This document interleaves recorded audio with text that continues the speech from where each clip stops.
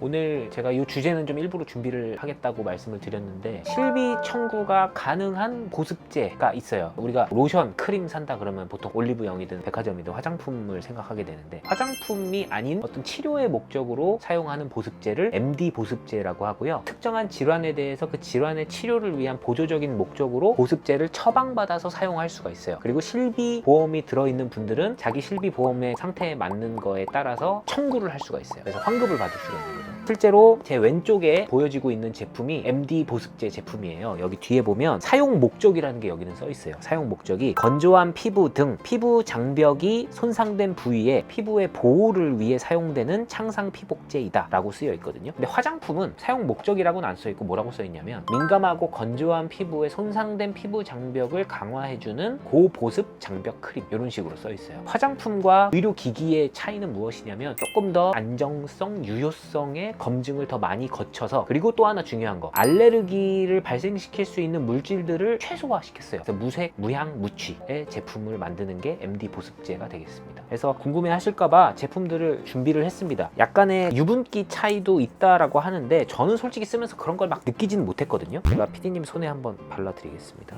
눈 감고 계세요.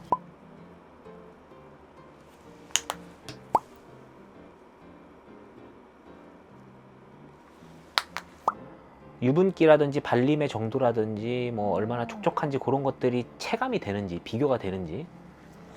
엄청 묽은 느낌은 아니네요. 왜냐하면 피부 장벽을 보호하고 수분 손실을 막기 위해서 두 가지 다 제품 다 유분기를 함유하고 있습니다. 그리고 이게 로션이 아니라 크림 제품을 제가 준비했거든요. 로션보다 크림이 더 유분기가 많아요, 원래. 이건 좀 더 부드러운 것 같아요. 좀 더 부드러운 느낌. 부드럽다 하면 유분기로 따지면 유분기가 더 있는 거구나. 유분기가 더 있다. 오케이, 알겠습니다.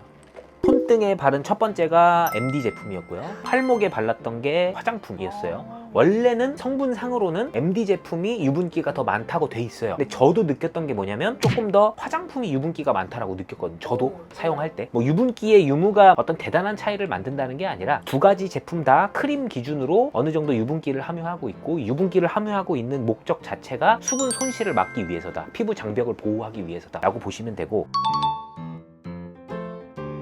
MD 보습제는 피부가 손상받았거나 피부 장벽이 무너졌거나 피부 질환이 있는 사람들에게 피부 장벽의 회복과 상처의 재생을 목적으로, 그리고 보습감을 채워주는 목적으로 사용을 한다 라고 얘기를 드렸어요. 그럼 이런 질환을 진단받은 사람들이 치료의 보조적인 목적으로 이 보습제를 사용하는 거예요. 이런 질환이 뭐가 있냐면, 대표적으로 아토피 피부요, 그 다음에 건선, 피부 건조증, 그 다음에 화상 입은 피부도 다친 피부의 재생을 도와준다, 회복을 도와주는 보조제로서 쓸 수 있고, 또 하나 접촉성 피부염, 그것도 피부의 염이죠. 알레르기성 접촉 피부염, 접촉통 피부염 이런 것도 있고, 지루성 두피염에도 쓸 수 있습니다. 아니면 예를 들어서 애기들 피부에도 쓸 수 있고, 뭐 기저귀 피부염 이런 데도 쓸 수 있고, 또 하나는 홍조 치료에도 사용이 됩니다. 홍조 치료도 피부에 염증이 많이 생기는 그 민감한 피부가 정상적인 피부의 상태가 아닌 거잖아요. 그것을 온전하게 건강한 피부로 회복시켜주기 위해서 보조적으로 사용할 수 있는 보습제가 되는 거죠. 근데 이 MD 보습제가 처방을 통해서 실비 청구를 해서 환급을 받을 수 있다는 거를 악용하는 사람들이 있어요. 예를 들면 자기가 들어있는 실비 보험이 좋은 혜택이 있는 거예요. 그럼 이거를 막 여러 개를 사는 거예요. 그래서 얘를 뜯지도 않고 당근에 팔아요. 그런 거를 막기 위해서 요즘에는 실비 보험의 기준이 좀 까다로워져 있어서, 옛날에 실비 보험 든 사람들은 막 100% 환급 받는데, 누구는 환급 못 받기도 하고 절반만 환급해 주기도 하고, 한 달에 하나만 됩니다, 일주일에 하나만 돼요, 막 이런 식으로 다르거든요. 그래서 내가 들어있는 실비 보험에 이 실비 보습제가 어떻게 적용되는지를 확인하고, 그 다음에 내가 그런 불편함을 겪고 있다면 보험을 활용을 하는 거죠. 그런 식으로 해서 이용을 할 수 있으면 좋죠. 저는 물론 아토피 피부염이 많이 나아졌지만, 아토피 피부염이 심한 사람들은 늘 피부 장벽의 보호를 위해서 보습제를 막 하루에 9번, 10번을 써야 돼요, 수시로. 근데 그런 악용됐던 사례들 때문에 실비보험의 적용이 적어지니까 이 사람들은 이거를 생돈을 주고 사야 되는 거야. 얼마나 슬픈 현실이에요.